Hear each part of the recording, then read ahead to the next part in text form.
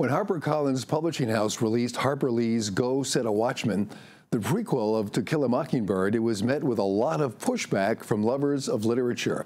In fact, the book was banned by several literary critics. The folks over at the Duxbury Free Library figured they ought to have a book discussion on this controversial piece of writing, so we stopped in and listened.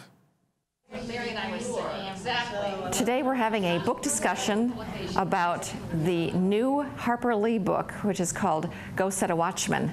It's the book on which To Kill a Mockingbird was based.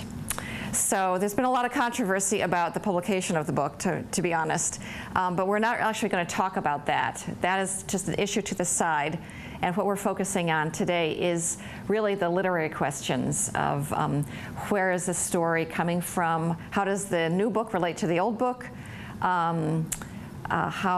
why did they change the story so dramatically from the first book that she published. And we have Mrs. Mary Ciccarelli and Mrs. Corinne Woodworth coming in to talk about it, two wonderful Duxbury High School English teachers. It's really a first draft of To Kill a Mockingbird, and the comparison's interesting. It's not at all the same book, and I was kind of fascinated to read a little bit of the reviews that came out. I think a lot of them got it wrong. They've been focusing on Atticus as a racist. I think that's really a bad reading, bad interpretation. I think the voice of Scout's kind of gotten lost, but it's really interesting to see where she started and where her editor took her for the final copy. So, I mean, it's not as good a book. I don't think it would have stood the test of time.